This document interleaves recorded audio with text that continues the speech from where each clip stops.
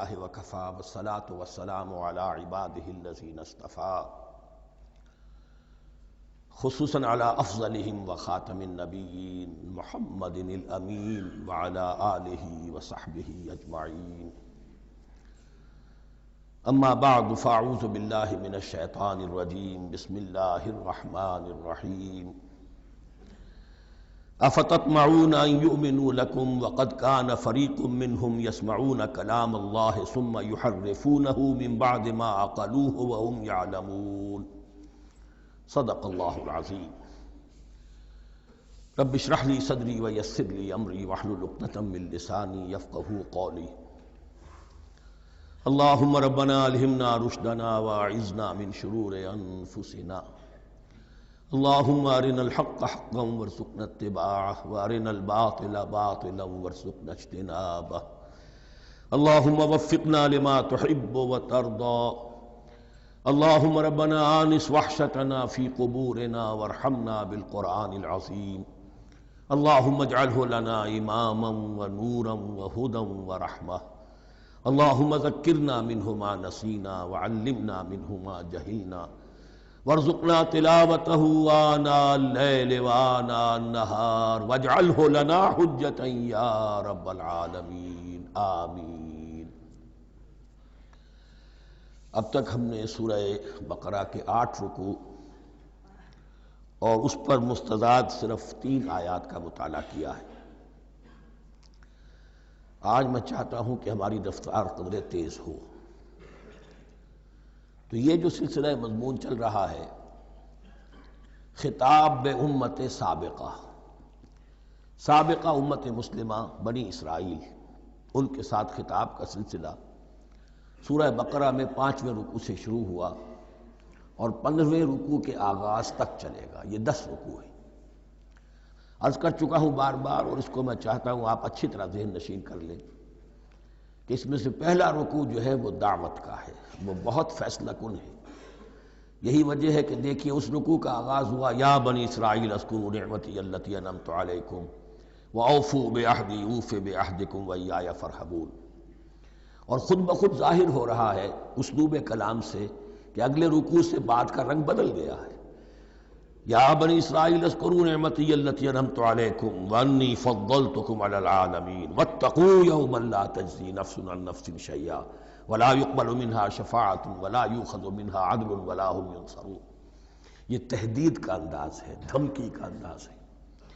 تو میں نے عرض کیا تھا کہ 5واں رکوع اس خطاب میں بمنزلہ فاتحہ ہے، بہت اہم ہے، اور بقیہ جو 9 رکوع ہیں ان میں بریکٹ کا انداز ہے کہ 2 آیتوں سے بریکٹ شروع ہوتی ہے، انہی 2 آیتوں پر بریکٹ ختم ہوگی۔ یہ ملامت کا خطاب ہے، اور ان کے خلاف ایک مفصل فرد قرارداد جرم جو ہے وائد کی گئی ہے، جس کے نتیجے میں وہ اس منصب سے معزول کر دیے گئے جس پر 2000 برس سے فائز تھے، اور ان کی جگہ پر اب امت محمد، نئی امت مسلمہ علی صاحب الصلاۃ والسلام، اب اس کا نصب، اس کی انسٹالیشن، اور اس کی انسٹالیشن سیریمنی کے طور پر تحویل قبلہ کا معاملہ۔ یہ ربط کلام اگر سامنے نہ رہے تو انسان کھو جاتا ہے قرآن مجید کی طویل صورتوں کو پڑھتے ہوئے کہ بات کہاں سے چلی تھی، کدھر جا رہی ہے، کیا ربط ہے، کیا تعلق ہے، سیاق کلام کیا ہے۔ اس کو میں اس لیے بار بار، حالانکہ مجھے معلوم ہے کہ وقت کم ہے، لیکن میں اس چیز کو زیادہ اہمیت دے رہا ہوں۔ اب ان 9 رکوعوں کے مضامین میں کچھ تو واقعات ہیں، تم نے یہ کیا، تم نے یہ کیا، تم نے یہ کیا۔ ظاہر بات ہے ترجمہ تو کرنا ہوگا، کچھ مختصر وضاحت بھی کرنی ہوگی، لیکن ان کے تفصیل میں جانے کی ضرورت نہیں ہے۔ لیکن آپ نے دیکھا کہ کچھ واقعات کے بعد پھر کچھ ایسے یونیورسل ٹروتھس بیان ہوئے ہیں، ایسے عظیم حقائق کہ جو ابدی حقائق ہیں، ان کا کسی وقت سے، کسی قوم سے، کسی خاص گروہ سے تعلق نہیں، وہ تو اصول ہیں، سنت اللہ ہم انہیں کہہ سکتے ہیں، یہ اللہ کے جو عام قوانین ہیں، قواعد ہیں اس کائنات میں۔ ایک تو قوانین ہے طبعیہ، فزیکل لاز، ایک مورل لاز ہے کہ جو اس دنیا میں اللہ تعالیٰ کی طرف سے کار فرما ہے۔ تو جہاں وہ مورل لاز آتے ہیں جنہیں آپ کہا کرتے تھے جب بچپن میں کہانی پڑھی اور کہانی کے بعد لکھا اس کا مورل لیسن کیا ہے، اس کہانی سے سبق کیا حاصل ہوا، تو تھوڑے تھوڑے وقفے کے بعد وہ آیات آتی ہیں کہ جو اس گویا کہ اس سلسلہ کلام کے اندر یہ انتہائی اہمیت کی حامل ہیں، اس لیے کہ وہ یونیورسل اہمیت کی حامل ہیں، اور ان میں در حقیقت ایک رہنمائی پوشیدہ ہے موجودہ امت مسلمہ کے لیے۔ مثلا جتنا حصہ ہم اب تک پڑھ چکے ہیں ان میں سے پہلے تو وہ آیت یاد کیجئے وَضُرِبَتْ عَلَيْهِمُ الذِّلَّةُ وَالْمَسْكَنَةُ وَبَاءُوا بِغَضَبٍ مِّنَ اللَّهِ۔ معلوم ہوا کہ ایسا ہو سکتا ہے کہ ایک امت مسلمان ہو، اس پر اللہ کے بڑے فضل ہوئے ہوں، بڑا اکرام ہوا ہو، بہت انعام ہوا ہو، پھر وہ اپنی بے عملی یا بد عملی کے باعث اللہ تعالیٰ کے غضب کی مستحق ہو جائے اور ذلت اور مسکنت اس پر تھوپ دی جائے۔ یہ ایک یونیورسل ٹروتھ وہاں سے نکل آیا کہ ہمیں سوچنا ہوگا، یہ ایک لمحہ فکریہ ہے امت مسلمہ کیا کہ کیا ہم تو کہیں آج اس پوزیشن میں نہیں ہیں۔ حدیث میں آپ کو سنا چکا ہوں لَيَأْتِيَنَّ عَلَىٰ أُمَّتِي مَا أَتَىٰ عَلَىٰ بَنِي إِسْرَائِيلَ حَسْبَ النَّعْلِ بِالنَّعْلِ۔ دوسرا اسی طرح کا یونیورسل ٹروتھ والا مقام تھا آخری جو ہم نے کل پڑھا ہے ثُمَّ قَسَتْ قُلُوبُكُمْ وَهِيَ كَالْحِجَارَةِ أَوْ أَشَدُّ قَسْوَةً۔ کسی مسلمان امت کا یہ حال بھی ہو سکتا ہے کہ ان کے دل اتنے سخت ہو جائیں کہ سختی میں پتھروں کو اور چٹانوں کو مات دے جائیں۔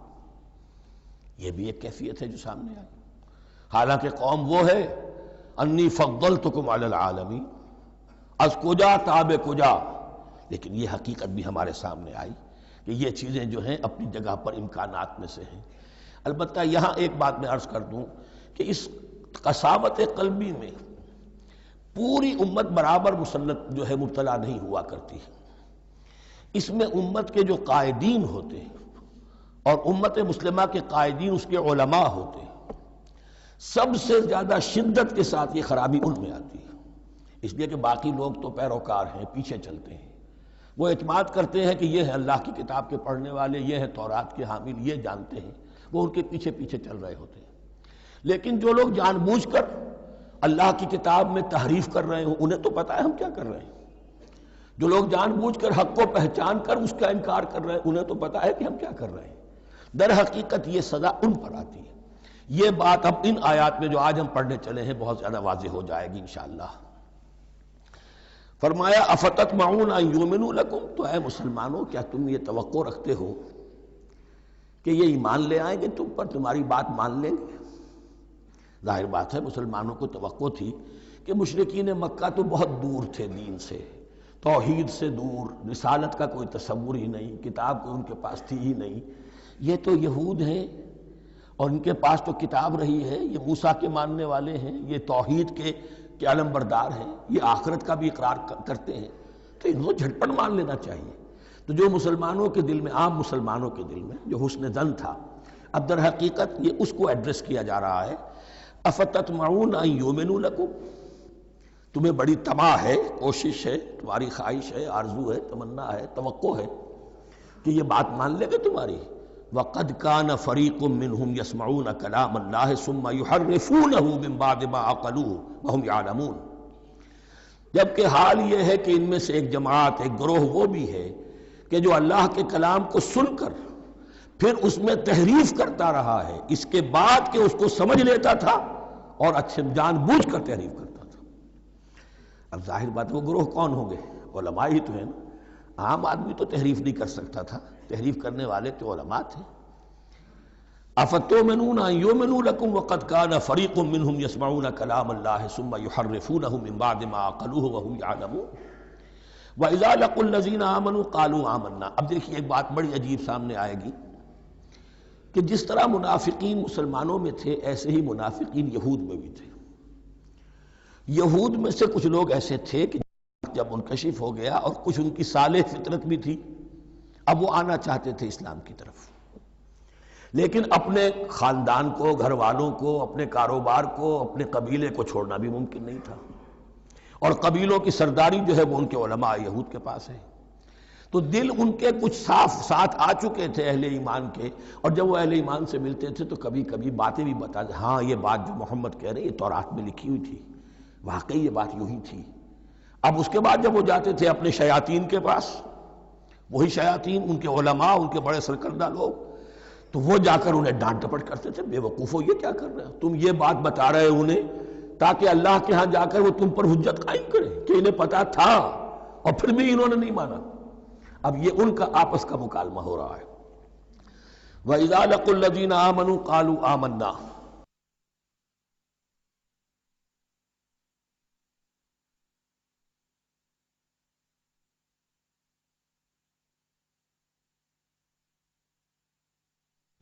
اور ان میں سے کچھ لوگ ہیں کہ جب ملتے ہیں اہل ایمان سے تو وہ کہتے ہیں ہم ایمان لے آئے. وَإِذَا خَلَا بَعْضُهُمْ إِلَى بَعْضٍ، اور جب وہ خلوت میں ہوتے ہیں ایک دوسرے کے ساتھ، قالوا وہ کہتے ہیں اتحدثونہم، کیا تم بتا رہے ہو ان کو، بما فتح اللہ علیکم، وہ باتیں جو اللہ نے کھولی ہیں تم پر، لیحاجوکم بہ عند ربکم، کہ وہ تم پر حجت قائم کریں تمہارے رب کے پاس، کہ اللہ اس نے مانا تھا کہ ہاں تورات میں یہ ہے، تو تم ذرا عقل سے کام لو، اور یہ حقیقتیں جو تورات کے ذریعے سے ہمیں معلوم ہے ان مسلمانوں کو مت بتاؤ. اس پر اللہ کا تبصرہ کیا ہے؟ افلا تعقلون، یہ تو ابھی انہی کا قول ختم ہوا کہ کیا تم عقل نہیں ہے کہ تم ایسا بیوقوفی کا کام کر رہے ہو. اولا یعلمون، یہ تبصرہ اللہ کا، تو کیا یہ لوگ نہیں جانتے ان اللہ یعلم ما یسرون وما یعلنون، کہ اللہ تو جانتا ہے وہ سب کچھ بھی جو وہ چھپاتے ہیں اور وہ سب کچھ بھی جسے وہ ظاہر کرتے ہیں. تو چاہے یہ باتیں مسلمانوں کو بتاؤ نہ بتاؤ، اللہ کی طرف سے تو محاسبہ ہو ہی جانا ہے، لہذا یہ بھی ان کی ناسمجھی کی دلیل ہے. اب آ رہی ہے وہ اصل اہم بات جو میں نے آج ابتدا میں بیان کر دی تھی، وَمِنْهُمْ أُمِّيُّونَ، ان میں سے بھی ایک طبقہ تو ہے ان پڑھ لوگوں کا. اب دیکھیے امی اصل میں تو ایک طرح سے کہنا چاہیے کہ مشرکین عرب کے لیے لفظ ہے قرآن مجید میں. کیوں؟ ان کے اندر پڑھنے لکھنے کا رواج بھی نہیں تھا، کوئی آسمانی کتاب بھی ان کے پاس نہیں تھی. لیکن اب یہود کے بارے میں کہا جا رہا ہے، جیسے آج مسلمان ہیں کہ اکثر و بیشتر مسلمان تو جاہل ہیں، چاہے پی ایچ ڈی کیا ہوا ہو، پی ایچ ڈی تو فزکس میں کیا ہوا ہے، قرآن کی الف بیتیں نہیں آتی، دین کے جو ہیں مبادی تک سے ناواقف ہیں، بہت پڑھے لکھے، اس کو ہمارے بعد لوگ کہتے ہیں پڑھے لکھے جاہل. آج کی عظیم اکثریت مسلمانوں کے پڑھے لکھے مسلمانوں کی وہ پڑھے لکھے جاہلوں پر مشتمل ہے. اس میں شامل کر لیجئے ہماری اکثریت جو ہے ہی بغیر پڑھی لکھی. تو اب انہیں کیا پتہ، وہ تو سارا اعتماد کریں گے علماء پر. کوئی بریلوی ہیں بریلوی علماء پر اعتماد کریں گے، کوئی دیوبندی ہیں وہ دیوبندی علماء پر اعتماد کریں گے، کوئی اہل حدیث ہیں وہ اہل حدیث علماء پر اعتماد کریں گے. منہم امیون، اب امیون کا سہارا کیا ہوتا ہے؟ منہم امیون لا یعلمون الکتاب الا امانیہ، وہ کتاب سے تو واقف نہیں ہوتے، اپنی کچھ خواہشات ہیں کہ جن کو جانتے ہیں. یہ خواہشات بعد میں کھل جائے گا. یہ خواہشات کیا ہیں؟ ہم تو اسرائیلی ہیں، ہم تو اللہ کے محبوب ہیں، ہم تو امت محمد میں ہیں، ہماری تو شفاعت ہو ہی جائے گی. یہ امانی ہے، تلک امانیہم، اور ہمیں تو جہنم میں داخل کیا بھی تو تھوڑے سے عرصے کے لیے، ہمیں نکال لیا جائے گا. یہ امانی ہے. تو ان کے پاس تو یہ تو ان امانی، امنیہ کہتے ہیں خواہش، امانی اس کی جمع ہے. یہ اپنی خواہشات، انگریزی کا لفظ صحیح تعبیر کرے گا وشفل تھنکنگ، یہ اپنی اس وشفل تھنکنگ کے سہارے جی رہے ہیں، علم ان کے پاس ہے ہی نہیں. وَإِنْهُمْ إِلَّا يَظُنُّونَ، اور وہ نہیں کچھ کر رہے ہیں مگر ظن و تخمین، گمان ہے، ان کے اپنے من گھڑت خیالات ہیں. فَوَيْلٌ لِّلَّذِينَ يَكْتُبُونَ الْكِتَابَ بِأَيْدِيهِمْ، تو اصل ہلاکت اور بربادی اور ویل کے بارے میں بعض روایات یہ بھی آئی ہیں کہ وہ جہنم کا وہ طبقہ ہے جس سے خود جہنم پناہ مانگتی ہے، سخت ترین. تو وہ ویل، وہ تباہی جو ہے ان کے لیے ہے جو کتاب لکھتے ہیں اپنے ہاتھ سے، ثم یقولون ھذا من عند اللہ، اور پھر کہتے ہیں یہ اللہ کی طرف سے ہے، لیشتروا بہ ثمنا قلیلا، تاکہ کو حاصل کر لیں اس سے کچھ بڑی گھٹیا سی حقیر سی قیمت. یعنی فتویٰ نویسی جس کا معاملہ ہے. اب کوئی شخص آیا، اس نے ایک رائے پوچھی، انہوں نے اپنا جو بھی ہے وہ لکھا اور کہا یہی دین کا تقاضا ہے، بس یہی علم ہے، یہی اللہ کی بات ہے. اب اس میں کتنا کچھ واقعتاً انہوں نے صحیح بات کہی ہے، کتنی ہٹ درمی سے کام لیا ہے، کتنی کسی رشوت کے مبنی کو رائے دی ہے، خود بدلتے نہیں قرآن کو بدل دیتے ہیں، وہ کس درجہ فقیہان حرم بے توفیق. تو یہ ان کے علماء کا کردار تھا. ثم یقولون ھذا من عند اللہ لیشتروا بہ ثمنا قلیلا فویل لہم مما کتبت ایدیہم، تو ہلاکت اور بربادی ہے ان کے لیے اس چیز سے کہ جو ان کے ہاتھوں نے لکھی. وویل لہم مما یکسبون، اور ان کے لیے ہلاکت اور بربادی ہے اس کمائی سے جو وہ کر رہے ہیں. یہ سارا دھندا جو ہے فتویٰ فروشی کا اور دین فروشی کا، اس کے لیے تباہی وہ اپنے لیے مول لے رہے ہیں، اس سے کوئی ان کو اللہ تعالیٰ کے ہاں کوئی اجر و ثواب نہیں ملے گا۔ وقالوا، اب یہ آگے امانی، وقالوا لن تمسنا النار الا ایاما معدودہ، وہ کہتے ہیں ہمیں تو آگ چھو ہی نہیں سکتی، ہاں گنتی کے چند دن، صرف یہ کہ دوسروں کی آنکھوں میں دھول جھونکنے کے لیے کہ کوئی اعتراض نہ کر دے، اللہ ہمیں آگ میں پھینکا جا رہا اور ان کو نہیں پھینکا جا رہا، یہ ہم سے بھی بدتر تھے کردار میں، تو شاید ان کا منہ بند کرنے کے لیے چند دن کے لیے ہمیں جہنم میں ڈال دیں گے، پھر فوراً نکال لیں گے۔ وقالوا لن تمسنا النار الا ایاما معدودہ، اور وہ کہتے ہیں کہ نہیں چھو سکتی ہمیں آگ مگر گنتی کے چند دن۔ قل اتخذتم عند اللہ عہدا، ان سے کہیے کیا تم نے اللہ سے کوئی عہد لے لیا ہے، کوئی قول و قرار ہو گیا ہے؟ فلن یخلف اللہ عہدہ، کہ تمہیں یہ یقین ہے کہ اللہ اپنے عہد کے خلاف نہیں کرے گا؟ ام تقولون علی اللہ ما لا تعلمون، یا تم اللہ کی طرف اس بات کی نسبت کر رہے ہو، تہمت جب لگا رہے ہو، جڑ رہے ہو یہ بات اللہ پر جو تم نہیں جانتے، جس کے لیے تمہارے پاس کوئی علم نہیں ہے۔ بلا من کسب سیئۃ، اب یہ انتہائی وہ یونیورسل ٹروتھس جو ہیں جو میں نے کہا تھا، ابدی حقائق، اس کی عظیم ترین حقیقت آ رہی ہے، نوٹ کیجئے۔ بلا، کیوں نہیں، من کسب سیئۃ، جس شخص نے جان بوجھ کر ایک گناہ کمایا، لیکن گناہ بڑا، کبائر، صغائر نہیں، سیئۃ، یہ اس کی جو تنکیر ہے وہ ایک کا فائدہ بھی دے رہی ہے اور تفخیم کا بھی۔ جس نے بھی جان بوجھ کر کسبا، ایک گناہ کمایا، فاحاطت بہ خطیئتہ، اور اس کی خطا نے اس کا گھیراؤ کر لیا، یعنی ایک ہی گناہ ہے، سود کھا رہا ہے، باقی نماز ہے، تہجد ہے، یہ ہے وہ ہے، لیکن اس ایک گناہ کی برائی بھی اتنی اس کے گرد جو ہے چھا جائے گی کہ پھر اس کی یہ ساری نیکیاں ختم ہو کر رہ جائیں، ایک گناہ۔ بلا من کسب سیئۃ واحاطت بہ خطیئتہ فاولئک اصحاب النار هم فیہا خالدون، اس میں ہمارے مفسرین نے یہ لکھا ہے کہ اس کی خطا کاری اتنی اس کے اوپر چھا جائے کہ ایمان کا کوئی اثر باقی نہ رہے۔ اور المعاصی برید الکفر، یہ علماء کے ہاں اصول ہے کہ یہ جو گناہ ہوتے ہیں یہ ڈاک ہے کفر کی، ہوتے ہوتے گناہ پر مداومت اگر اس پر چلتا ہے تو اصل میں ہوتے ہوتے ہوتا یہ ہے کہ اسے پتہ بھی نہیں ہوتا، وہ اپنے آپ کو مسلمان سمجھتا ہے، اندر سے ایمان ختم ہو چکا ہوتا ہے۔ دیمک کی طرح جو ہے وہ دروازے کی چوکھٹ جو ہے کھائی گئی، اوپر صرف ایک ونیئر لگا ہوا ہے جو نظر نہیں آ رہا۔ یہ عقل جو ہے اللہ نے دیمک کو بھی دی ہے کہ چھوٹی سی چھپٹی چھوڑ دینا تاکہ دھوکہ کھاتے رہیں لوگ گھر والے، باقی یہ کہ اندر سے کھوکھلا کر دیا۔ اولئک اصحاب النار، یہ آگ والے ہیں، ہم فیہا خالدون، جو اس میں ہمیشہ ہمیشہ رہیں گے۔ یہ ہے قاعدہ کلیہ، قرآن کا قطعی اور ابدی فیصلہ۔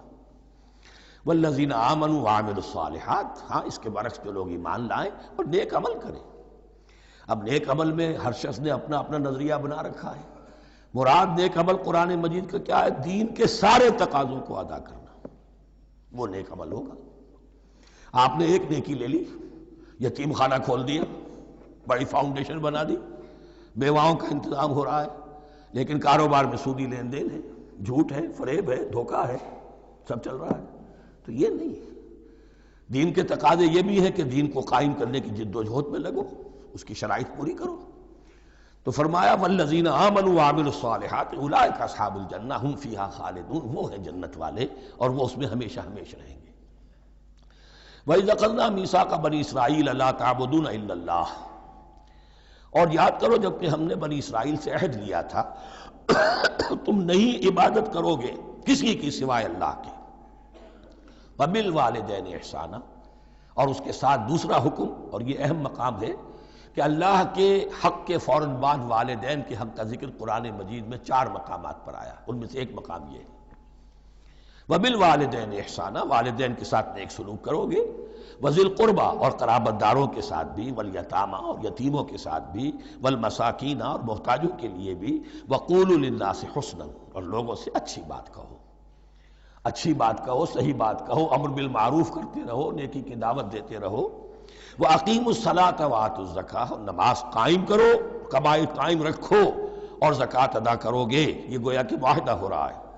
ثم تولیتم، پھر دیکھو تم نے اس سے پیٹھ موڑ لی، الا قلیلا منکم، سوائے تم میں سے تھوڑے سے لوگوں کے، وانتم معرضون، اور تم ہو ہی پھر جانے والے، تمہاری یہ عادت گویا کہ طبیعت ثانیہ ہے۔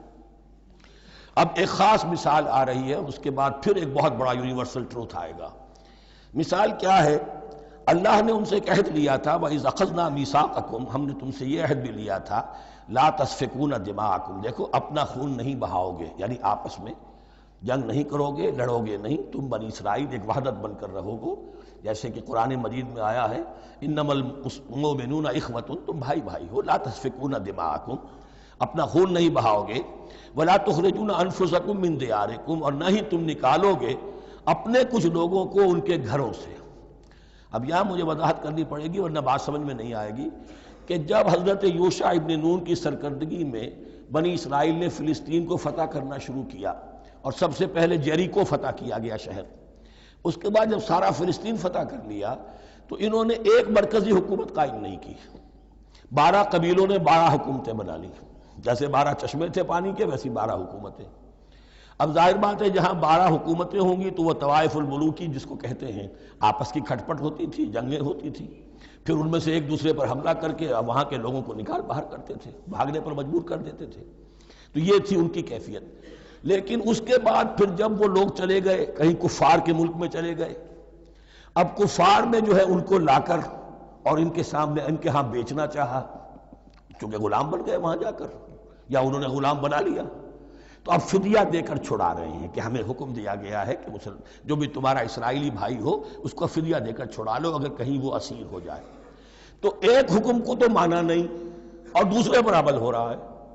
حکم تو یہ تھا کہ آپس میں خون ریزی کرو ہی نہیں، وہ اس حکم کو تو توڑ دیا، لیکن بڑے متقیانہ انداز میں اب جو اس وقت اس کی وجہ سے جو غلام بن گئے یا اسیر ہو گئے اب ان کو چھڑوا رہے ہیں کہ اللہ کا حکم ہے، شریعت کا حکم ہے۔ یہ ہے وہ تضاد جو مسلمان امتوں کے اندر ہو جاتا ہے، اس پر آئے گا وہ یونیورسل ٹروتھ۔ وَإِذْ أَخَذْنَا مِيثَاقَكُمْ لَا يَسْتَسْفِكُونَ دِمَاءَكُمْ، جب یاد کرو جب ہم نے تم سے عہد لیا تھا کہ تم اپنا خون نہیں بہاؤ گے، وَلَا تُخْرِجُونَ أَنفُسَكُم مِّن دِيَارِكُمْ، اور نہ ہی تم اپنے آپ کو اپنے لوگوں کو ان کے گھروں سے نکالو گے، ثُمَّ أَقْرَرْتُمْ وَأَنْتُمْ تَشْهَدُونَ، پھر تم نے اقرار کیا تھا اس عہد کو اور قول و قرار کو مان لیا تھا پورے شعور کے ساتھ، تشہدون مانتے ہوئے، ثُمَّ أَنْتُمْ هَؤُلَاءِ، پھر تم وہی ہو، تم ہی ہو وہ تو تقتلون انفسکم، اپنے ہی لوگوں کو قتل بھی کرتے ہو، وتخرجون فریقا منکم من دیارہم، اور اپنے ہی لوگوں میں سے کچھ لوگوں کو ان کے گھروں سے باہر نکالتے ہو، تظاہرون علیہم بالاسم والعدوان، ان پر چڑھائی کرتے ہو گناہ کے ساتھ بھی اور زیادتی کے ساتھ بھی، وَإِن یاتوکم اسارا، اور اگر وہ قیدی بن کر تمہارے پاس آتے ہیں تفادوہم، تو اب تم ان کا فدیہ دے کر انہیں چھڑاتے ہو، وَهُوَ مُحَرَّمٌ عَلَيْكُمْ إِخْرَاجُهُمْ، حالانکہ ان کا تو نکالنا ہی تم پر حرام کیا گیا تھا۔ اب یہ واقعہ آپ نے پڑھ لیا، سمجھ لیا، اب دیکھیے اس سے جو سبق ہے، مورل لیسن ہے جو ابدی ہے، أَفَتُؤْمِنُونَ بِبَعْضِ الْكِتَابِ وَتَكْفُرُونَ بِبَعْضٍ، تو کیا تم ہماری شریعت کے ایک حصے کو مانتے ہو اور ایک کو نہیں مانتے؟ اب دیکھیے یہ الفاظ اب ہوں گے تعویل عام، جہاں کہیں بھی یہ طرز عمل ہوگا تو یہ آیت اس کو کور کرے گی۔ افتؤمنون ببعض الکتاب وتکفرون ببعض، تو کیا تم مانتے ہو ہماری کتاب کے ایک حصے کو اور ایک کو نہیں مانتے؟ فما جزاء من یفعل ذلک منکم، تو نہیں ہے کوئی سزا اس کی جو یہ حرکت کرے تم میں سے، الا خزی فی الحیات الدنیا، سوائے اس کے کہ دنیا کی زندگی میں رسوائی ہو، ذلت ہو، ویوم القیامہ، اور قیامت کے دن یردون الی اشد العذاب، وہ لوٹا دیے جائیں شدید ترین عذاب میں، وما اللہ بغافل عما تعملون، اور اللہ تعالیٰ غافل نہیں ہے اس سے جو تم کر رہے ہو۔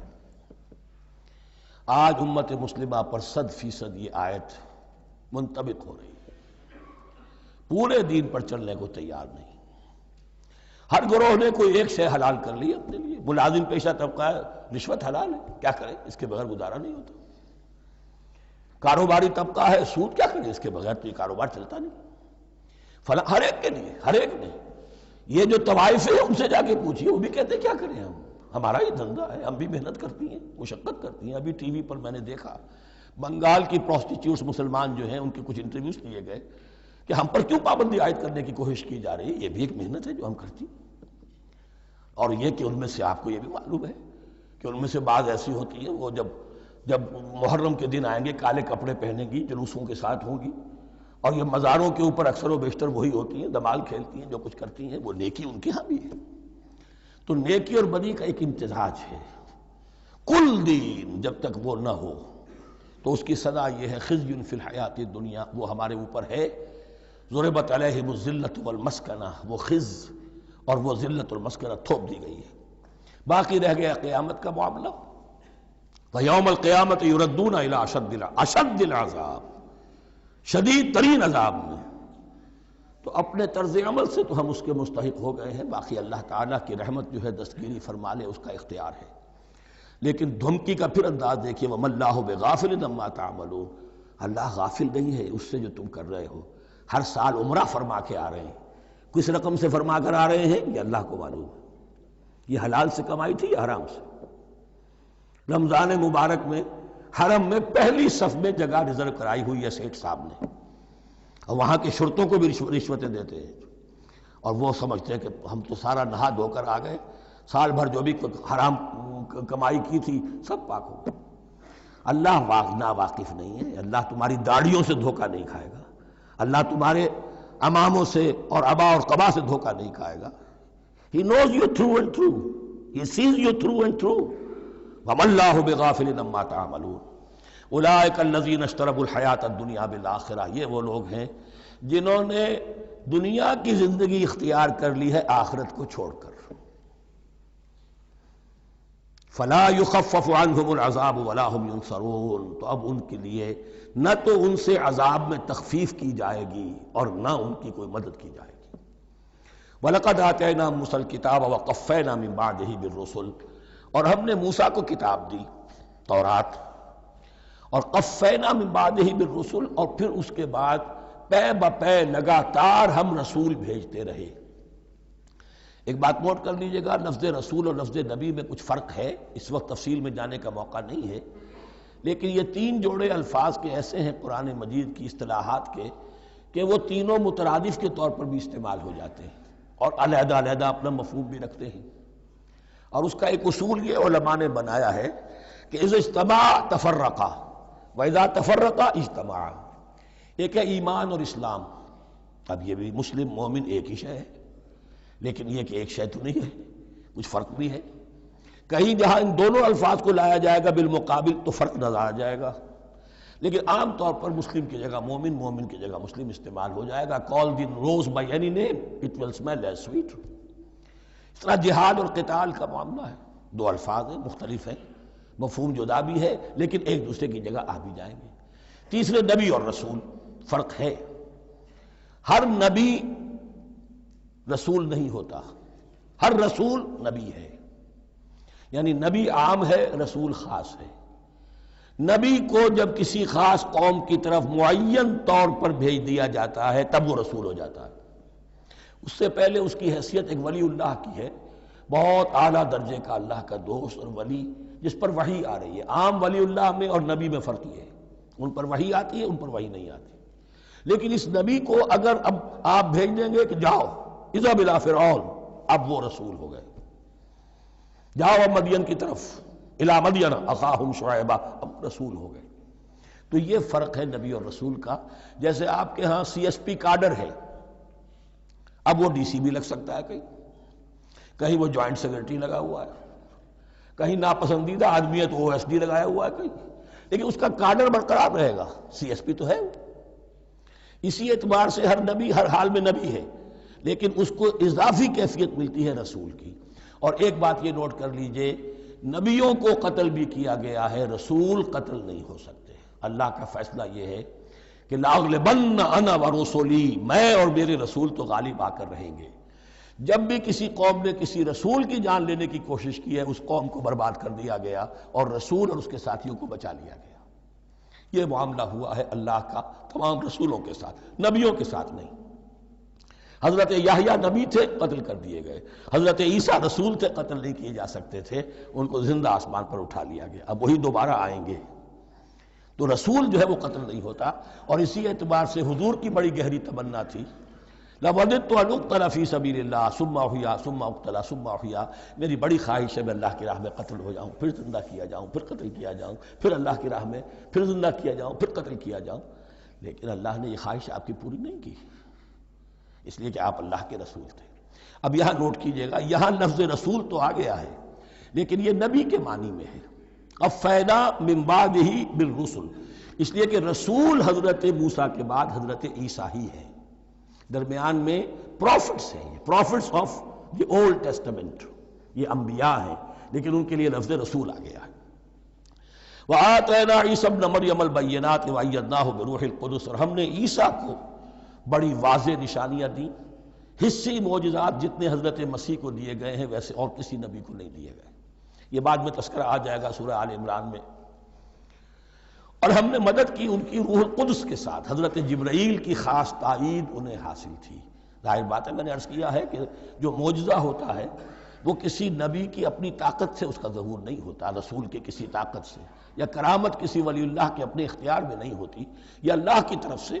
اور اس کے لیے ظہور جو ہوتا ہے وہ فرشتوں کے ذریعے سے. ایدناہ بروح القدس.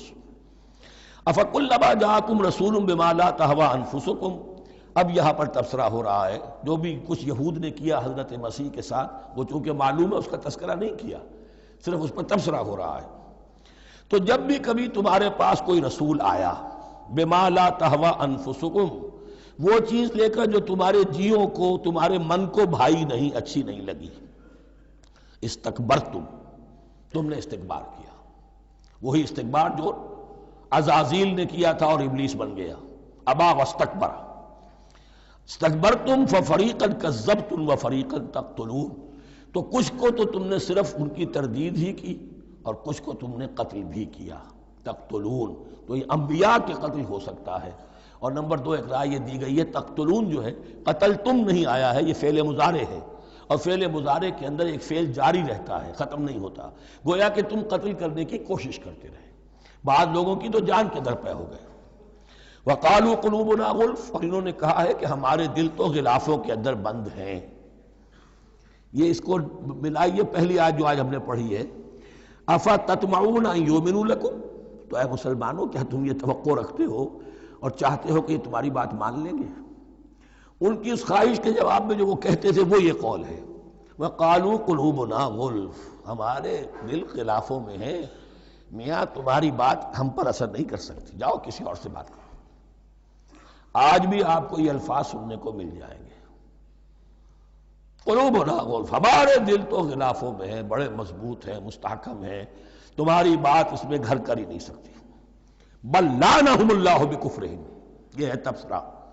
جس کو یہ کہہ رہے ہیں کہ ہمارے دل محفوظ ہیں اور غلافوں میں ہیں، حقیقت میں تو ان پر لعنت ہو چکی ہے اللہ کی طرف سے ان کے کفر کی وجہ سے. فقلیلا ما یؤمنون، تو واقعتاً اب کم ہی ہوں گے ان میں سے جو ایمان لائیں گے. وَلَمَّا جَاءَهُمْ كِتَابٌ مِّنْ اللَّهِ مُصَدِّقٌ لِّمَا مَعَهُمْ، اب یہاں پر ذکر ہو رہا ہے خود حضور صلی اللہ علیہ وسلم کا. اور جب آ گئی ان کے پاس کتاب اللہ کے پاس سے، یعنی یہ قرآن، مصدق لما معہم، جو اس کی تصدیق کرتے ہوئے آیا جو ان کے پاس ہے. میں اس کی وضاحت کر چکا ہوں. قرآن ایک طرف تصدیق کرتا ہے تورات اور انجیل کی، اور دوسری طرف وہ مصداق بن کر آیا ہے تورات اور انجیل کی پیشن گوئیوں کا. وَكَانُوا مِن قَبْلُ يَسْتَفْتِحُونَ عَلَى الَّذِينَ كَفَرُوا، اور ان کا حال یہ تھا کہ وہ آخری کتاب اور آخری نبی کے حوالے اور واسطے سے اللہ تعالیٰ سے فتح کی دعائیں کیا کرتے تھے کافروں کے خلاف.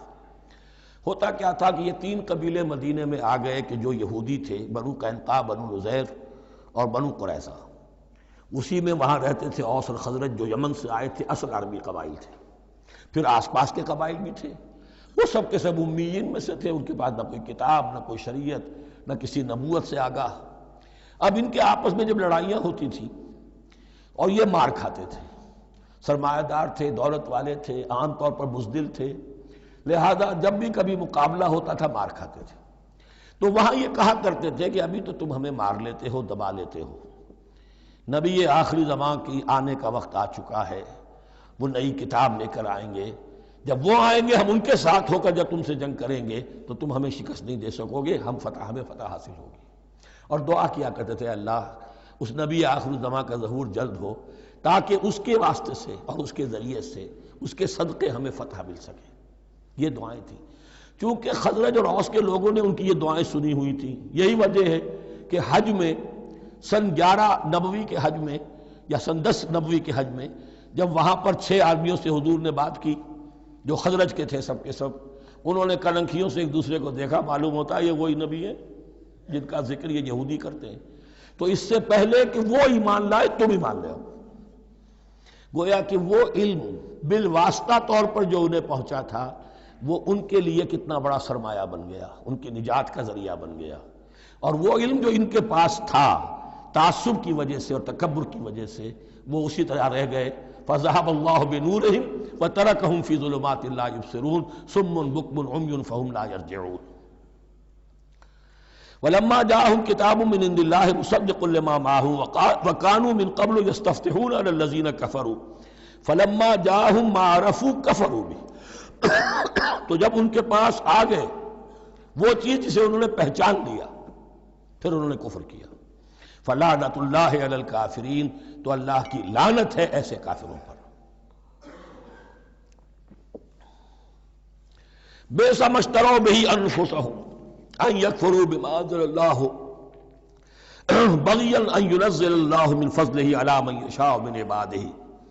بہت بری شے ہے جس کے عوض کہ انہوں نے اپنی جانوں کو فروخت کر دیا، یعنی دنیا کا حقیر سا نفع، یہاں کی حقیر سی مسندیں، یہاں کا جو بھی چودراہٹیں ہیں، جو بھی ان کی حیثیت ہے، صرف اس کا قربانی دینے کو تیار نہیں، یہی تو سبب ہے، اس کی وجہ سے کفر کر رہے ہیں پہچان کر۔ تو بری ہے وہ شے جس کے لیے انہوں نے اپنے آپ کو بیچ دیا۔ ان یکفروا، کہ وہ کفر کر رہے ہیں اس وجہ سے، بما انزل اللہ بغیا، جو اللہ نے نازل فرمایا ہے، اور کفر کیوں کر رہے ہیں اس زدم زدہ میں، ان ینزل اللہ من فضلہ علی من یشاء من عبادہ، کہ اللہ تعالیٰ نے نازل کر دیا ہے اپنے اس فضل میں سے اپنے بندوں میں سے جس پر چاہا۔ وہ اس امید میں تھے کہ وہ اسرائیلی ہی ہوگا۔ جب 1400 برس تک نبوت ہمارے پاس رہی، اب فترت کا زمانہ ہے، 600 برس گزر گئے، اب آخری نبی آنا ہے، ان کو گمان یہ تھا وہ ہم میں سے ہی ہوگا۔ یہاں یہ ہوا کہ یہ رحمت اللہ کی اور یہ فضل جو ہے بنی اسماعیل پر ہو گیا۔ اس کی وجہ سے زدم زدہ بغین، اس بغین کے لفظ کو اچھی طرح نوٹ کر لیجئے، یہ اختلاف جو ہوتا ہے دین میں اس کا اصل سبب یہ بغین کا لفظ آئے گا بار بار قرآن مجید میں۔ یہ بغین کیا ہے؟ جس سے عہد حاضر کے ایک خاص جو مکتب فکر ہے سائیکالوجی کا، ایڈلر کا، اس میں یہ قرار دیا گیا ہے کہ انسان کے جو موٹیوز ہیں، جو اس کا انسٹنکٹس ہیں، ان میں ایک بہت پاورفل موٹیو جو ہے to dominate, urge to dominate. میں اس کی بات کیوں مانوں، یہ کیوں نہ میری مانے، یہ ڈومینیشن۔ تو بغین، بغیہ کے معنی بھی ہے حد سے بڑھنا، تجاوز کرنا، تو وہ اپنی حد سے بڑھ کر دوسروں کے اوپر روب گانٹنے کے لیے یہ سارا انہوں نے کیا، اس وجہ سے کہ بنی اسماعیل کے ایک شخص محمد صلی اللہ علیہ وسلم پر اللہ تعالیٰ نے یہ رحمت نازل فرما دی۔ فباؤوا بغضب علی غضب، تو وہ لوٹے غضب پر غضب لے کر، یعنی تہ بر تہ غضب ہے ان پر اللہ تعالیٰ کا۔ وَلِلْكَافِرِينَ عَذَابٌ مُّهِينٌ، اور ایسے کافروں کے لیے اہانت آمیز، مہین اہانت سے بنا ہے، اہانت آمیز عذاب ہے۔ وَإِذَا قِيلَ لَهُمْ آمِنُوا بِمَا أَنزَلَ اللَّهُ، اور جب ان سے کہا جاتا ایمان لاؤ اس پر جو اللہ نے نازل فرمایا، قَالُوا نُؤْمِنُ بِمَا أُنزِلَ عَلَيْنَا، ہم ایمان رکھتے ہیں اس پر جو ہم پر نازل ہوا۔ وَيَكْفُرُونَ بِمَا وَرَاءَهُ، اور وہ کفر کر رہے ہیں جو اس کے پیچھے ہے۔ انہوں نے انجیل کا کفر کیا، حضرت مسیح کو نہیں مانا، انہوں نے محمد کا کفر کیا ہے صلی اللہ علیہ وسلم، اور قرآن کو نہیں مانا۔ وَهُوَ الْحَقُّ مُصَدِّقًا لِمَا مَعَهُمْ، اور وہ کفر کر رہے ہیں حالانکہ وہ حق ہے، سچ ہے، درست ہے، اور تصدیق کرتے ہوئے آیا ہے اس کی جو ان کے پاس ہے۔ قل، اے نبی ان سے کہیے، فَلِمَ تَقْتُلُونَ أَنبِيَاءَ اللَّهِ، یہاں وہ لفظ واضح ہو گیا، تو پھر کیوں تم قتل کرتے رہے ہو اللہ کے نبیوں کو، من قبل، اس سے پہلے، ایسے ہی حق پرست ہو، ایسے ہی جو کچھ تم پر نازل کیا گیا اس پر ایمان رکھنے والے ہو، تو تم نے نبیوں کو کیوں قتل کیا؟ تم نے زکریا کو کیوں قتل کیا علیہ الصلوۃ والسلام؟ تم نے یحییٰ کو کیوں قتل کیا علیہ الصلوۃ والسلام؟ تمہارے تو ہاتھ جو ہے نبیوں کے خون سے آلودہ ہے۔ فَلِمَ تَقْتُلُونَ أَنبِيَاءَ اللَّهِ مِن قَبْلِ إِن كُنتُم مُّؤْمِنِينَ، اگر واقعتاً تم ایمان والے ہو۔ وَلَقَدْ جَاءَكُم مُوسَىٰ بِالْبَيِّنَاتِ، تمہارے پاس موسیٰ آئے تھے کھلی تعلیمات لے کر، واضح معجزے لے کر۔ ثُمَّ اتَّخَذْتُمُ الْعِجْلَ مِن بَعْدِهِ، پھر تم نے اس کے بعد اس کی غیر حاضری میں بچھڑے کو اپنا معبود بنا لیا۔ وَأَنْتُمْ ظَالِمُونَ، اور تم ظالم ہو۔ وَإِذْ أَخَذْنَا مِيثَاقَكُمْ وَرَفَعْنَا فَوْقَكُمُ الطُّورَ، یاد کرو جب کہ ہم نے تم سے عہد لیا تھا اور تمہارے اوپر کوہ طور کو معلق کر دیا تھا۔ خُذُوا مَا آتَيْنَاكُمْ بِقُوَّةٍ، پکڑو اس کو مضبوطی کے ساتھ جو ہم نے تمہیں دیا ہے۔ وَاسْمَعُوا، اور سنو۔ قَالُوا سَمِعْنَا وَعَصَيْنَا، انہوں نے کہا ہم نے سنا اور نافرمانی کی۔ یہ ان کی ایک اور بیماری تھی، الفاظ کو ذرا سا چکر دے کر ایسے پڑھنا کہ مفہوم جو ہے بالکل بدل جائے۔ کوئی اعتراض کرے تو کہے گا کوئی شخص کہ اپنے کانوں کا جا کے میل نکلوائیے، میں نے تو اطعنا کہا تھا، آپ کو عصینا سننے میں آ گیا۔ لیکن وہ اپنے لوگ جو ہوتے تھے ان کے منافقوں کے، اور آپس میں جو ہوتے تھے وہی منافق اس وقت حضرت موسیٰ کے ساتھ، کردار تو ایک ہی رہا ہے ہمیشہ سے۔ اس کردار کے لوگ جو ہیں یہ حرکتیں کرتے تھے، اور پھر ان سے سرزنش کی جاتی کہ بھائی ہم نے تو کہا تھا سمعنا واطعنا، آپ کے اپنی سماعت میں کوئی خلل ہوگا۔ قالوا سمعنا وعصینا، ہم نے سنا اور ہم نے رد کیا، نافرمانی کی۔ وَأُشْرِبُوا فِي قُلُوبِهِمُ الْعِجْلَ بِكُفْرِهِمْ، اور ان کے اس کفر کی پاداش میں یا کفران نعمت کی سزا کے طور پر ان کے دلوں میں بچھڑے کی محبت اور تقدس جو ہے وہ پلا دیا گیا۔ قُلْ بِئْسَ مَا يَأْمُرُكُمْ بِهِ إِيمَانُكُمْ إِن كُنتُم مُّؤْمِنِينَ، کہیے ان سے بری ہیں یہ باتیں، برا ہے وہ جس کا کہ حکم دے رہا ہے تمہیں تمہارا ایمان، ایمان کے ساتھ یہ حرکتیں۔ ان کنتم مومنین، اگر تم مومن ہو تو کیا ایمان کے ساتھ یہ حرکتیں ممکن ہوتی ہیں؟ قُلْ إِن كَانَتْ لَكُمُ الدَّارُ الْآخِرَةُ عِندَ اللَّهِ خَالِصَةً مِّن دُونِ النَّاسِ فَتَمَنَّوُا الْمَوْتَ إِن كُنتُمْ صَادِقِينَ۔ پھر یہ ایک یونیورسل ٹروتھ آ رہا ہے، بہت اہم، اس کو کرتے ہوئے خود انٹروسپیکشن کی ضرورت ہے پڑھتے ہوئے، کیونکہ ان کا یہ خیال تھا نحن ابناء اللہ وحباؤہ، ہم تو اللہ کے بڑے چہیتے ہیں، بڑے لاڈلے ہیں، اولیاء ہیں، ہم پسندیدہ لوگ ہیں، we are the chosen people of the Lord, یہ ان کا کہنا جو ہے یہ تو ان کی بڑی کھلی بات ہے۔ اور ان کا کہنا ہے کہ آخرت کا گھر تو ہمارے لیے ہے ہی ہے، اٹھا لو۔ اب دیکھیے لٹمس ٹیسٹ ان کے سامنے رکھا جا رہا ہے، لیکن یہ لٹمس ٹیسٹ میرے اور آپ کے لیے بھی ہے۔ قُلْ إِن كَانَتْ لَكُمُ الدَّارُ الْآخِرَةُ عِندَ اللَّهِ خَالِصَةً مِّن دُونِ النَّاسِ، اے نبی ان سے کہیے کہ اگر تمہارے لیے آخرت کا گھر اللہ کے پاس خالص کر لیا گیا ہے دوسرے لوگوں کو چھوڑ کر، یعنی تمہاری ریزرویشن ہو چکی ہے وہاں، تمہارے لیے تو جنت ہی جنت ہے، فَتَمَنَّوُا الْمَوْتَ إِن كُنتُمْ صَادِقِينَ، تو اگر تم سچے ہو تو تمہیں موت کی تمنا کرنی چاہیے، موت کی تمنا کرو۔ اگر اتنا ہی یقین ہے جنت میں داخل ہونے کا تو دنیا میں رہنا تم پر گراں ہونا چاہیے۔ یہاں کی تو بہت سی کلفتیں ہیں، بہت سی محنتیں ہیں، مشقتیں ہیں، کتنی کتنی کوفت اٹھانی پڑ جاتی ہے۔ یقین اگر ہو کہ آخرت ہے اور وہاں میرا مقام جنت میں ہے تو زندگی تو لائبلٹی معلوم ہونی چاہیے، ایسٹ معلوم نہیں ہونا چاہیے۔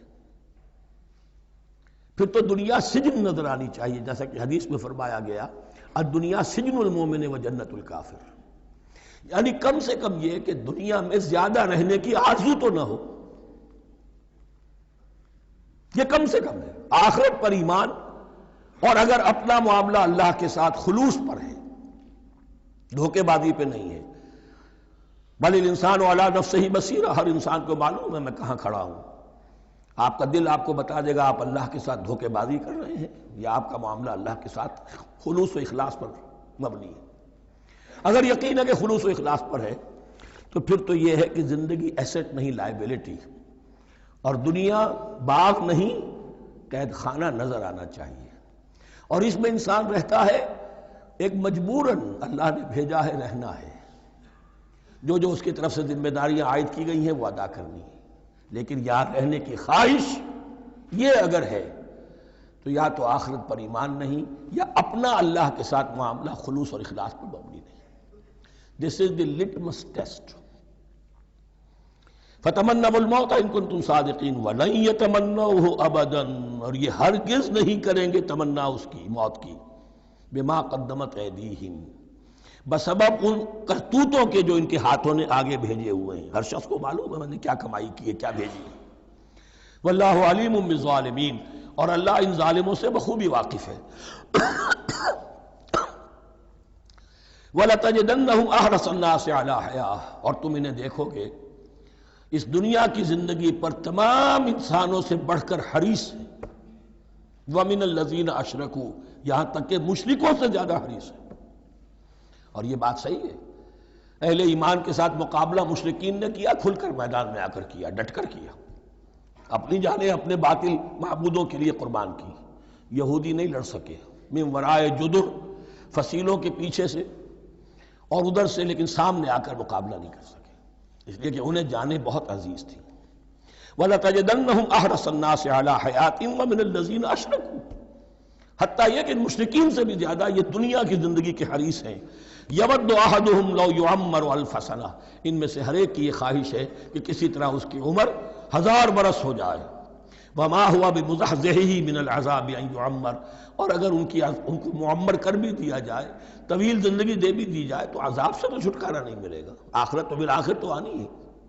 واللہ بصیر بما یعملون، اور اللہ دیکھ رہا ہے جو کچھ کہ وہ کر رہے ہیں. قل من کان عدوا لجبریل فإنہ نزلہ علی قلبک. اب جیسا کہ میں نے عرض کیا کہ ان کا خیال یہ تھا کہ آخری نبوت کا وقت تو قریب ہے، ہوگا وہ کوئی اسرائیلی، ہوگا ہم میں سے. معاملہ ہو گیا تلپٹ. اللہ نے ان کی آزمائش اتنی بڑی کر لی کہ جنہیں حقیر سمجھتے تھے، بڑی امیین ہیں، ان پڑھ ہیں، نہ ان کے پاس کتاب، نہ کوئی شریعت، نہ کوئی قانون، نہ کوئی ضابطہ، کچھ بھی نہیں. اللہ نے ان میں سے ایک آدمی کو، ایک شخص کو چن لیا. لہذا ان کے لیے اب ان کے اندر دشمنی پیدا ہوئی. کس سے؟ گالیاں دینے لگے حضرت جبرائیل کو، اس نے دشمنی کی ہمارے ساتھ. آ تو رہا تھا پیغام ہم میں سے کسی کے لیے، لے گیا ادھر. اور یہ بات آپ کو شاید بڑی عجیب لگے، لیکن یہ کہ شیخ احمد سرہندی رحمۃ اللہ علیہ نے اپنے مکاتیب میں یہ لکھا ہے کہ اہل تشیع کا ایک فرقہ ایسا بھی رہا ہے، میں نہیں جانتا کہ آج بھی ہے یا نہیں ہے، جس کو غرابیہ کہتے تھے. غرابیہ، ان کا عقیدہ یہ تھا کہ حضرت محمد صلی اللہ علیہ وسلم اور حضرت علی رضی اللہ تعالی عنہ، ان کی ارواح بالکل ایک دوسرے کے ایسے مشابہ تھیں جیسے ایک کوا دوسرے کوے کے مشابہ ہوتا ہے. غراب کوے کو کہتے ہیں. تو جبریل دھوکہ کھا گئے. وہ وہی اللہ نے بھیجی تھی علی کے لیے، لے گئے محمد کے پاس صلی اللہ علیہ وسلم. تو یہ بات جو شیخ احمد سرہندی کی لکھی ہوئی غرابیہ فرقہ ان کا، مجھے یہ نہیں معلوم کہ اب بھی ہیں یا نہیں، لیکن یہ بات یہود کے ہاں جو ہے وہ موجود تھی. اور بات جان لیجئے، لَيَأْتِيَنَّ عَلَىٰ أُمَّتِي مَا أَتَىٰ عَلَىٰ بَنِي إِسْرَائِيلَ حَسْبَ النَّعْلِ بِالنَّعْلِ، اس کی حقیقت اور سے اور منکشف ہوتی چلی جائے. تو اب یہاں فرمایا قُلْ مَنْ كَانَ عَدُوًّا لِجِبْرِيلَ، اے نبی کہہ دیجئے جو کوئی بھی دشمن ہو گیا ہو جبرائیل کا، فَإِنَّهُ نَزَّلَهُ عَلَىٰ قَلْبِكَ بِإِذْنِ اللَّهِ، تو اس نے تو نازل کیا ہے اس قرآن کو آپ کے دل پر اللہ کے حکم سے. جبرائیل کا اپنا اختیار تو نہیں تھا. مُصَدِّقًا لِمَا بَيْنَ يَدَيْهِ، اور یہ تصدیق کرتے ہوئے آیا ہے اس کی جو اس کے سامنے موجود ہے. وَهُدًى وَبُشْرَىٰ لِلْمُؤْمِنِينَ، اور ہدایت اور بشارت ہے اہل ایمان کے لیے. اور اس کے بعد اب فرمایا جا رہا ہے کہ اللہ اور اس کے رسول اور اس کے ملائکہ یہ ایک آرگینک ہول ہیں، یہ ایک جماعت ہے. ان میں کوئی رکھنا نہیں ہو سکتا، ان میں کوئی اختلاف نہیں ہو سکتا. اگر کوئی جبریل کا دشمن ہے تو وہ اللہ کا دشمن ہے، اگر کوئی اللہ کے سچے رسول کا دشمن ہے تو وہ اللہ کا دشمن ہے، جبریل کا بھی دشمن ہے. من کان عدوا للہ وملائکتہ ورسلہ وجبریل ومیکال فإن اللہ عدو للکافرین. تو کان کھول کر سن لو، جو کوئی بھی دشمن ہے اللہ کا اور اس کے فرشتوں کا اور اس کے رسولوں کا اور جبرائیل کا اور میکائیل کا، تو اللہ تعالیٰ کی طرف سے بھی اعلان ہے کہ اللہ ایسے کافروں کا دشمن ہے. وَلَقَدْ أَنزَلْنَا إِلَيْكَ آيَاتٍ بَيِّنَاتٍ، اور اے نبی ہم نے آپ کی طرف نازل کر دی ہے روشن آیات. وَمَا يَكْفُرُ بِهَا إِلَّا الْفَاسِقُونَ، اور انکار نہیں کرتے ان کا مگر وہی کہ جو سرکش ہے. وَمَا يُضِلُّ بِهِ إِلَّا الْفَاسِقِينَ، تیسرے رکوع میں جو سورہ بقرہ کے الفاظ آئے تھے. اب کلما عہدوا عہدا نبذہ فریق منہم، تو جب بھی کبھی انہوں نے کوئی عہد کیا، اللہ سے میثاق کیا، اللہ کے رسولوں سے کوئی عہد کیا، نبذہ فریق منہم، ان میں سے ایک گروہ نے اس معاہدے کو پھینک دیا اٹھا کر، بل اکثرہم لا یؤمنون، بلکہ ان کی اکثریت جو ہے ایمان سے خالی ہے، جیسا کہ حال آج امت مسلمہ کا ہے۔ مسلمان ہیں، ایمان حقیقی، ایمان قلبی، یقین والا ایمان، وہ کتنوں کو حاصل ہے؟ ڈھونڈ اب ان کو چراغ رخ زیبا لے کر۔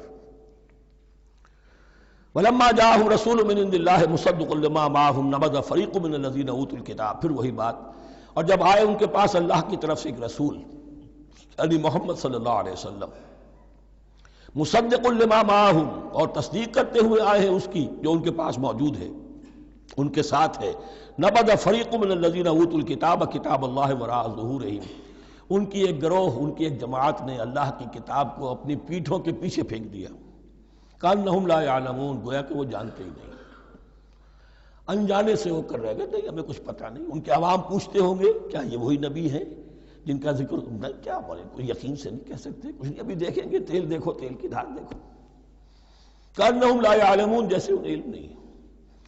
وَاتَّبَعُوا مَا تَتْلُو الشَّيَاطِینُ عَلَىٰ مُلْکِ سُلَیمان، اب ایک اور حقیقت نوٹ کیجئے، جب کسی مسلمان امت میں دین کی اصل حقیقت، اصل تعلیمات سے بہت پیدا ہوتا ہے تو رجحان کدھر ہو جاتا ہے؟ جادو، ٹونا، ٹوٹکا، تعویذ، عملیات، قرآن کی عملیات۔ قرآن اترا تھا کسی اور کے لیے، کام کے لیے، یہ اس کو ذریعہ بناتے ہیں دشمن کو زیر کرنے کے لیے۔ محبوب آپ کے قدموں میں آ کر گرے گا، عمل قرآنی ہے، اتنے 100 روپے کا آپ لیجائیے تو مل جائے گا۔ یہ دندے ہمارے ابھی چل رہے ہیں، خوب چلتے ہیں، اور میں سمجھتا ہوں کہ سب سے زیادہ فلرشنگ کاروبار جو ہے وہ اس طرح کا ہے۔ ہینگ لگے نہ پھٹکڑی، نہ آپ کو کوئی اس میں محنت کرنے کی ضرورت ہے، نہ اس کے اندر آپ کو انویسٹ کرنے کی ضرورت ہے، اور کاروبار چلتا۔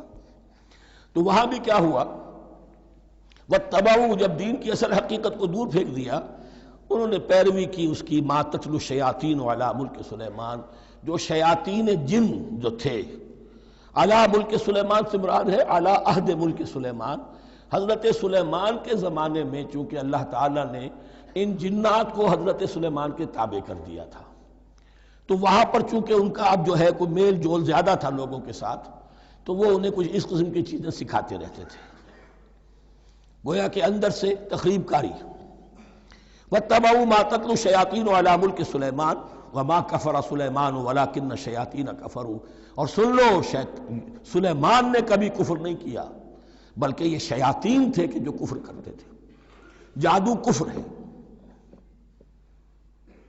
لیکن آپ کو نقش سلیمانی آج تک بھی لفظ ملے گا، نقش سلیمانی۔ آج بھی مسلمان بھی ان چیزوں کو حضرت سلیمان کی طرف منسوب کر رہے ہیں، وہ ظلم اب بھی جاری ہے۔ وَمَا كَفَرَ سُلَيْمَانُ وَلَٰكِنَّ الشَّيَاطِينَ كَفَرُوا يُعَلِّمُونَ النَّاسَ السِّحْرَ، وہ لوگوں کو جادو سکھاتے تھے۔ وَمَا أُنزِلَ عَلَى الْمَلَكَيْنِ بِبَابِلَ ہاروت وَمَاروت، اور جو کچھ نازل کیا گیا 2 فرشتوں پر، ہاروت اور ماروت پر، بابل میں۔ بابل یہ ہے پرانا عراق، بیبیلونیا۔ نبوکدنضر بھی بیبیلونیا کا بادشاہ تھا، نمرود بھی بیبیلونیا کا بادشاہ تھا۔ عراق کے بادشاہوں کا لقب ہی تھا نمرود، نماردہ اس کی جمع ہے۔ تو حضرت سلیمان کی حکومت جب تھی تو وہاں پر یہ لوگ جنات جو ہیں وہ اس قسم کی تخریب کاری کر رہے تھے، تو اللہ تعالیٰ نے آخری آزمائش کے لیے 2 فرشتوں کو زمین پر اتارا، اور وہ انسانی شکل میں لوگوں کو جادو سکھاتے تھے، بتاتے بھی جاتے تھے دیکھو جادو کفر ہے، ہم سے مت سیکھو، لیکن اس کے باوجود لوگ سیکھتے تھے، تو گویا کہ ان پر اتمام حجت ہو گیا کہ اب ان کے اندر خباثت جو ہے پوری طریقے سے گھر کر چکی ہے۔ وَمَا يُعَلِّمَانِ مِنْ أَحَدٍ، اور وہ نہیں سکھاتے تھے کسی کو بھی، حَتَّى يَقُولَا إِنَّمَا نَحْنُ فِتْنَةٌ فَلَا تَكْفُرْ، یہاں تک کہ وہ کہہ دیتے تھے کہ دیکھو ہم تمہاری آزمائش کے لیے بھیجے گئے ہیں، ہم فتنہ ہیں، تو تم کفر مت کرو۔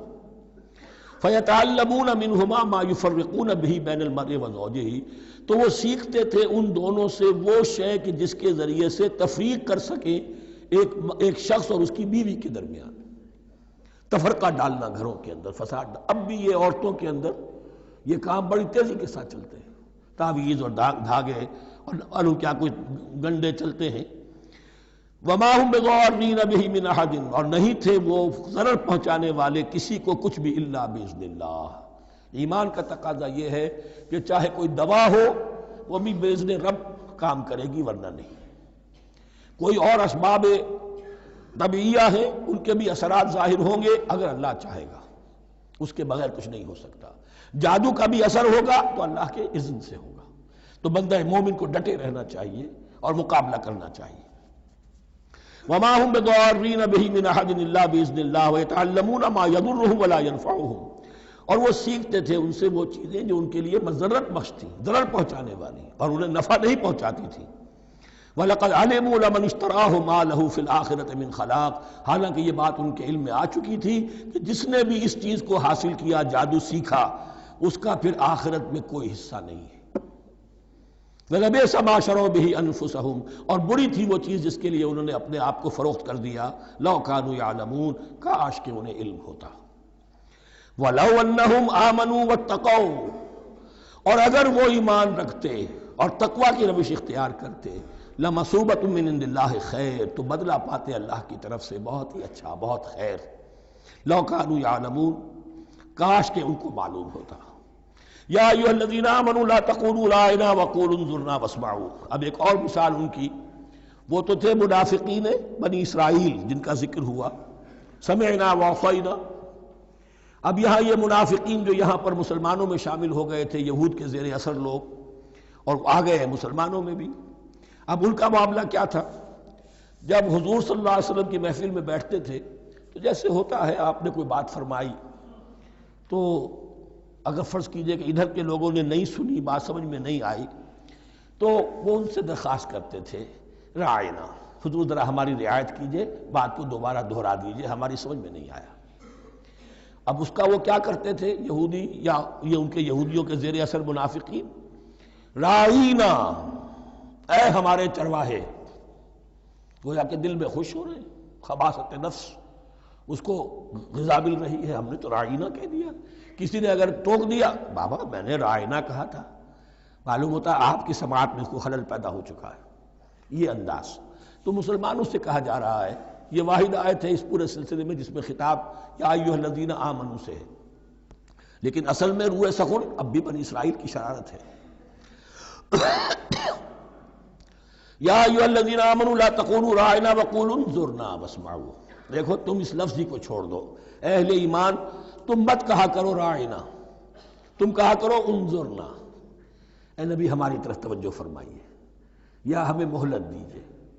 نظر کے دونوں معنی ہیں، دیکھنا، ہمیں دیکھیے، اور انتظار بھی اسی سے بنا ہے، ذرا سی مہلت دیجیے۔ واسمعوا، اور دوسرے یہ کہ توجہ سے سنا کرو تاکہ دوبارہ پوچھنے کی ضرورت ہی پیش نہ آئے۔ وللکافرین عذاب علیم، اور ان کافروں کے لیے تو دردناک عذاب ہے۔ ما یود الذین کفروا من اہل الکتاب ولا المشرکین ان ینزل علیکم من خیر من ربکم، اور نہیں چاہتے وہ لوگ کہ جنہوں نے کفر کیا ہے اہل کتاب میں سے اور مشرکین میں سے بھی، کہ نازل ہو تم پر کوئی بھی خیر تمہارے رب کی طرف سے۔ یہ اہل کتاب بھی اور مشرکین مکہ بھی، یہ جل رہے ہیں حسد میں، حسد کی آگ میں، کہ یہ کلام پاک تمہیں کیوں دے دیا گیا، یہ آخری منصب نبوت کا جو ہے خاتم النبیین، یہ منصب جو ہے یہ انہیں کیوں مل گیا۔ وہ نہیں چاہتے کہ کوئی بھی خیر اللہ کی طرف سے تمہیں ملے۔ واللہ یختص برحمتہ من یشاء، حالانکہ یہ اللہ کا پریروگیٹو ہے، اللہ کا فیصلہ ہے، اللہ خاص کر لیتا ہے اپنی رحمت کے لیے جس کو چاہے، یہ اس کا فیصلہ ہے۔ واللہ ذو الفضل العظیم، اور اللہ تعالیٰ بڑے فضل والا ہے۔ ما ننسخ من آیت او ننسها نأت بخیر منها او مثلها، ہم نہیں منسوخ کرتے کسی بھی آیت کو یا اسے بھلواتے۔ ایک تو ہے ننسخ، منسوخ کر دینا، ایک ہے حافظے سے ہی کسی کے محو کر دینا۔ ما ننسخ من آیت او ننسها نأت بخیر منها، تو ہم اس کی جگہ پر اس سے بہتر لے آتے ہیں، او مثلها، یا ویسی ہی لے آتے ہیں۔ الم تعلم ان اللہ علی کل شیء قدیر، کیا تم یہ نہیں جانتے کہ اللہ تعالیٰ ہر چیز پر قدرت رکھتا ہے، اسے ہر شے کا اختیار ہے۔ الم تعلم ان اللہ لہ ملک السماوات والارض، کیا تم نہیں جانتے کہ اللہ کے لیے ہی اختیار مطلق ہے، بادشاہی ہے آسمانوں اور زمین کی؟ وَمَا لَكُم مِّن دُونِ اللَّهِ مِن وَلِيٍّ وَلَا نَصِيرٍ، اور نہیں ہے تمہارے لیے اللہ کے سوا کوئی بھی نہ ولی اور نہ مددگار۔ بارک اللہ لی ولکم فی القرآن العظیم ونفعنی وإیاکم بالآیات